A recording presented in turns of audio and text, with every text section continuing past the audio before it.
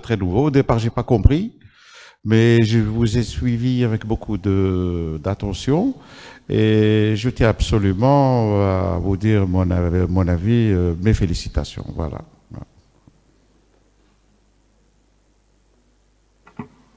D'autres questions, d'autres remarques? Soyez seulement précis et bref. Bien sûr, bien sûr. Bon, merci beaucoup, merci aux 4 intervenants. C'était très intéressant et très complémentaire, enfin les unes aux autres.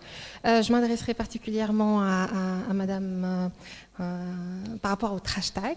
Donc, il est vrai que j'ai appris aujourd'hui à travers votre communication, je ne savais pas que la ville de Djidji l'avait en quelque sorte reçu ou elle avait en quelque sorte abrité un événement pareil. C'est une tendance nouvelle, culturelle.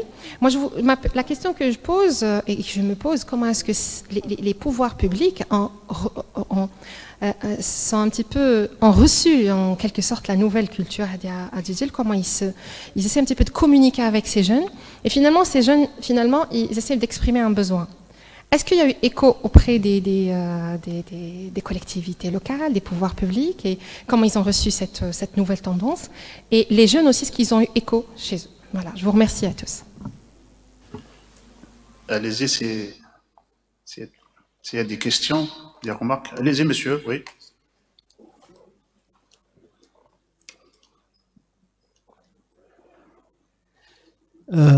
Encore une fois, salam alaikum.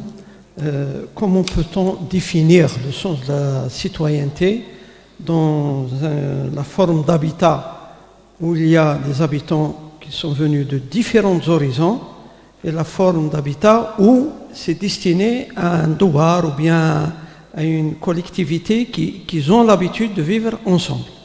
Et dans ce contexte, vu l'importance de la ville, peut-on demander la création d'un ministère totalement de la ville? Est-ce que cela pourra-t-il aider la réflexion engagée? Merci. Donc c'est une question, merci beaucoup, c'est une question destinée à tous les intervenants, c'est ça? Très bien. Voilà, très bien. D'autres questions, s'il vous plaît? Donc, avant de laisser le soin de répondre aux questions, je voudrais quand même vivement remercier notre collègue Dr Fath Alaboudi qui vient de nous rejoindre. Marhaba bik aussi, merci beaucoup, avec M. Laoudi aussi. Marhaba yiswan. Donc, les réponses aux questions, donc autour de Madame Kharfallah Shahrazad. Vous avez reçu un compliment et puis une question. Voilà, allez-y là. Merci. Merci, Monsieur le Président. Merci pour le compliment. Et merci aussi pour la question. Donc, pour la question, je vais d'abord revenir un petit peu en arrière à partir du mouvement de la Révolution du Sourire. Il faut savoir qu'avant, tout ce qui est initiative individuelle, même collective, c'était strictement interdit. C'est-à-dire quand on voit par exemple les challenges painting, les painting challenges, ces jeunes passaient souvent par le tribunal. C'était interdit de peindre, c'était interdit d'écrire, etc. Mais avec cette vague de révolution de Hirak, c'était une façon de s'exprimer et les autorités ont d'un seul coup se sont diluées. Et ils ont disparu et ils étaient un petit peu d'accord en quelque sorte avec ce qui se passait. L'intelligence de ces jeunes était de faire, dès le départ, de faire participer l'ensemble des citoyens de la ville, c'est-à-dire les propriétaires des murs, les donateurs, tout le monde y participait. Et les autorités se retrouvaient, étaient finalement obligées de suivre cet effet et de supporter cette dynamique. Au final, c'était eux qui cherchaient derrière ces jeunes. C'était eux qui leur demandaient, il y a le quartier X qu'il faudrait, est-ce que vous pouvez lancer ça sur le web? Est-ce que vous pouvez? C'était eux qui demandaient, c'est pour ça que je dis, les coproducteurs, ils devenaient carrément producteurs, on leur allouait des budgets, pas des budgets, mais des enveloppes. On leur allouait des enveloppes pour leur dire s'il y a possibilité de faire le nettoyage de la plage, s'il y a possibilité de faire ça. C'est-à-dire, ils ont pris vraiment de l'ampleur et ça a été bien pris. Après, ça reste un petit peu, ça commence à disparaître. parce que le mouvement, il est un petit peu, ça s'est estampé, la révolution, elle s'est un petit peu estampée. Mais je tiens à préciser que, par exemple, pour le Painting Challenge, ils ont commencé à Jijel. Et l'équipe qui est venue à Béjaïa, c'était l'équipe de Jijel. Et l'équipe qui a fait Hasni à Oran, c'était l'équipe de Jijel. Et celle qui a fait pour les Jeux Olympiques, les Jeux Arabes, c'était de Jijel. C'est vraiment une équipe qui s'est bien développée et qui a vraiment su utiliser les réseaux sociaux pour garantir une visibilité. C'est vrai, ils sont un peu professionnels, c'est-à-dire ce qu'ils produisent, c'est très intéressant, mais aussi ils ont ce don et cette manière de manier le web. C'est leur génération, mais ils arrivent quand même à faire du web leur plateforme officielle. Ils arrivent à faire de la ville une page web.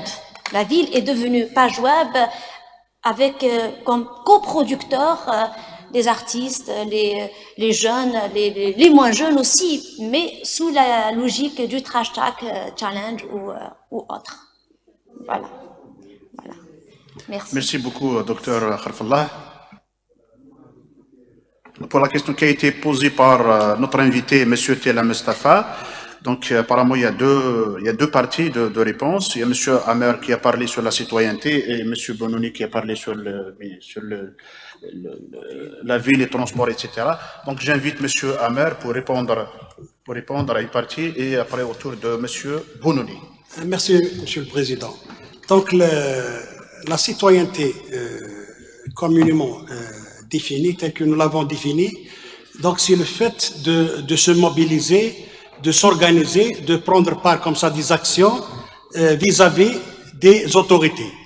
Maintenant, est-ce que c'est la communauté se connaisse ou bien la communauté ne se connaît pas? À mon sens, c'est là où il y a, c'est-à-dire où les gens se connaissent, c'est-à-dire où les gens se connaissent, c'est là où il y a plus, c'est-à-dire de mobilisation. Et l'expérience là, c'est-à-dire les études là, c'est-à-dire dont j'ai parlé tout à l'heure, c'est que la plupart du temps, cette mobilisation ou bien les formes d'organisation dans ces quartiers-là, elles sont toujours, c'est-à-dire encadrées par des anciens, par des gens, soit de par leur, c'est-à-dire ancienneté ou bien de leur crédibilité, que ce soit par exemple des anciens enseignants, c'est-à-dire instituteurs, ou bien des clercs, des hommes de la religion, ou bien certains commerçants qui ont une certaine crédibilité au sein de ces quartiers-là, qui encadrent, c'est-à-dire ces formes, c'est-à-dire de mobilisation. Donc, au contraire, mais au fur et à mesure que les gens, c'est-à-dire se connaissent davantage, qu'il y a plus, c'est-à-dire de mobilisation et c'est-à-dire de solidarité. Nous avons vu aussi dans le cas, par exemple, que je viens de citer dans les quartiers spontanés de Kerala, après la révolution de février 2011, où des comités populaires se sont formés comme ça spontanément. Et bien ces quartiers-là, ces comités-là, ils se sont substitués, c'est-à-dire aux autorités dans le maintien de l'ordre, dans la distribution de certains denrées alimentaires et dans, c'est-à-dire le maintien de l'ordre, c'est-à-dire d'une manière générale. Enfin, j'espère que j'ai répondu. Merci, Monsieur le Président. Merci, Dr Amer.